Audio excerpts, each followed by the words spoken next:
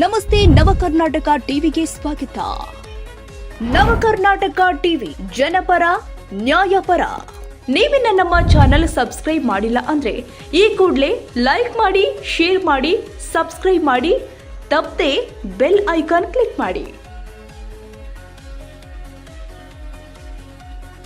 PWD ಅಧಿಕಾರಿಗಳ ಆದೇಶ ಇಲ್ಲದೆ ಡಾಂಬರೀಕರಣ ರಸ್ತೆ ಹಾಳು. ಕೂಡ್ಲಿಗಿ ತಾಲೂಕು ಕಾನಹೊಸಹಳ್ಳಿ ಗ್ರಾಮದಲ್ಲಿ ರಸ್ತೆಯ ಅಗಲೀಕರಣವು ಗುತ್ತಿಗೆದಾರಿಗೆ ಲಾಭದಾಯಕವೋ?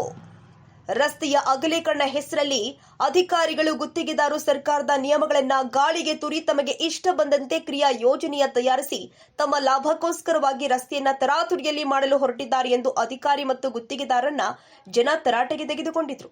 ಕಾನಹೊಸಹಳ್ಳಿ ಗ್ರಾಮದಲ್ಲಿ 2023ರಲ್ಲಿ ಕಾನಹೊಸಹಳ್ಳಿ ಮುಖ್ಯ ರಸ್ತೆ 95 ಲಕ್ಷ ಅನುದಾನದಲ್ಲಿ ಸುರಕ್ಷಿತವಾದ ರಸ್ತೆಯನ್ನು ನಿರ್ಮಾಣ ಮಾಡಬೇಕಾಗಿತ್ತು. ಸುರಕ್ಷಿತವಾದ ರಸ್ತೆಯನ್ನು ನಿರ್ಮಾಣ ಮಾಡಲಾಗಿತ್ತು. ರಸ್ತೆಯೂ ಕೂಡ ಗುಣಮಟ್ಟದಲ್ಲಿ ಆಗಿತ್ತು.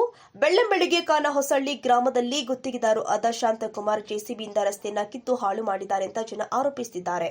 ಪಿಡಬ್ಲ್ಯೂಡಿ ಇಲಾಖೆ ಅಧಿಕಾರಿಗಳಿಂದ ಯಾವುದೇ ಮಾಹಿತಿ ಮತ್ತು ರಸ್ತೆ ಡಾಂಬರ್ ಕೀಳುವುದಕ್ಕೆ ಪರ್ಮಿಷನ್ ಇಲ್ಲದೆ ರಸ್ತೆಯನ್ನ ಕಿತ್ತಿದ್ದಾರೆ ಎಂದು ಕಾನಹೊಸಹಳ್ಳಿಯ ಗ್ರಾಮದ ಶಶಿಧರ ಸ್ವಾಮಿ, ಮಾಜಿ ಜಿಲ್ಲಾ ಪಂಚಾಯಿತಿ ಸದಸ್ಯರು ಸೂರ್ಯಪ್ರಕಾಶ್, ಕದಿರ್, ಇಫ್ರಾನ್, ಉಮೇಶ್, ರಫಿ, ವೆಂಕಟೇಶ್ ಆರೋಪಿಸಿದರು. ವರದಿಗೆ ತಿಪ್ಪೇಸ್ವಾಮಿ, ಕೂಡ್ಲಿಗಿ, ನವಕರ್ನಾಟಕ ಟಿವಿ.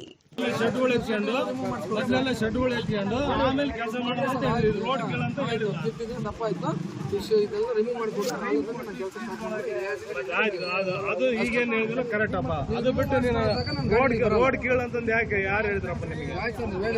ಮಾಡಿದಿನ ಇದನ್ನೆಲ್ಲ ರಿಮೂವ್ ಮಾಡ್ಕೊಡ್ರೆ ಸುಮ್ಮನೆ ಇವು ಸಮಸ್ಯೆಗಳು ಮಾಡಬಾರ್ದ್ರಿ. ಯಾವತ್ತು ಸಮಸ್ಯೆಗಳು ಮಾಡಬಾರ್ದು. ಈಗ ಏನಾಗುತ್ತೆ ಗೊತ್ತಾ, ಇದು ಕಿತ್ತಿರಲ್ಲ ಯಾರು ನಾಳೆ ಯಾರು ಕೇಳಂತಂದು ಹೇಳ್ದು ಅಂತ ನಾಳೆ ನಮಗೆ ಸಮಸ್ಯೆ ಬರ್ತದೆ ಗೊತ್ತಾ. ರಿಮೂವ್ ಮಾಡಿಸ್ಕೊಡಿ ಸರ್. ಆಯ್ತು ಅಲ್ರಿ, ಕೇಳ್ಬೇಕ್ರಿ. ಯಾವಲ್ಲ ಕೇಳಕ್ಕೆ ಮುಂಚೆ ನಾನು ರಾತ್ರಿನ ಮಾತಾಡಿದ್ದೀನಿ. ಮೊದಲು ಶೆಡ್ಗಳೆಲ್ಲ ಎತ್ಸಿಬಿಟ್ರು, ಅದನ್ನೆಲ್ಲ ಕ್ಲಿಯರ್ ಮಾಡಿ ಆದ್ಮೇಲೆ ಆಮೇಲೆ ಕೆಲಸ ಸ್ಟಾರ್ಟ್ ಮಾಡ್ಬೇಕ್ರಿ ಅಂತ ಹೇಳಿ ನಾನು ಗ್ರಾಮ ಪಂಚಾಯತಿ PDವರೆಗೂ ಲೆಟರ್ ಬರೆದಿದ್ದೀವಿ. ಅವ್ರು ನೋಟಿಸ್ ಕೊಟ್ಟರೆ ಬಿಟ್ಟರೆ ಗೊತ್ತಿಲ್ಲ.